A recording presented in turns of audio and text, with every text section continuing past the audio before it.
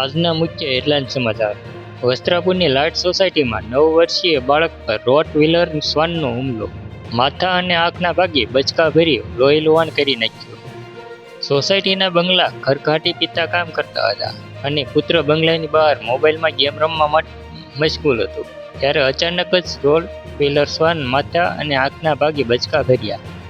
શહેરના વસ્ત્રાપુર વિસ્તારની લાડ સોસાયટીમાં ઘરઘાટી તરીકે કામ કરતા યુવકના 9 વર્ષીય પુત્ર પર પાલતુ રોટવ્હીલર શ્વાને હુમલો કર્યો હોવાનો બનાવ સામે આવ્યો છે.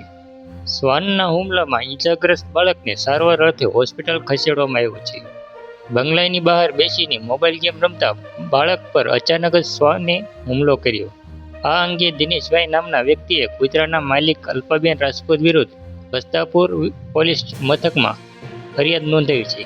પોતાની ફરિયાદ જણાવ્યા પ્રમાણે ગઈકાલે તેઓ લાઇટ સોસાયટીના બંગલા નંબર 17માં કામકાજ કરવા ગયા હતા. આ સમયે તેમને 9 વર્ષીય પુત્ર અશ્વિન બંગલાના ગેટ પાસે બેસીને મોબાઈલ ગેમ રમવામાં મશગુલ હતો. આ સમયે સોસાયટીમાં ખુલ્લેઆમ ફરતા હેઝલ નામના રોટ વ્હીલર શ્વાને અચાનક જ અશ્વિન ઉપર હુમલો કરી દીધો હતો. કૂતરાના હુમલામાં અશ્વિનને માથાના ભાગે તેમજ આંખમાં ગંભીર ઇજા પહોંચી છે. અશ્વિનની ચીસો સાંભળીને આસપાસના લોકો દોડી આવ્યા હતા અને તેને કૂતરાની ચુંગાલમાંથી છોડાવ્યો હતો.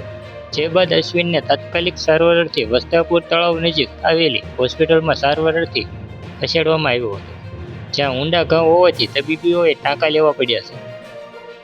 હાલ તો દિનેશભાઈની ફરિયાદ આધારે વસ્ત્રાપુર પોલીસે કૂતરાના માલિક અલ્પાબેન રાજપૂત વિરુદ્ધ બેદરકારી દાખવવા અને પાળતુ શ્વાનને કાબૂમાં રાખવા માટે જરૂરી તકેદારી દાખવવાના આરોપ હેઠળ ફરિયાદ નોંધીને આગળ કાયદેસર કાર્યવાહી હાથ ધરી છે.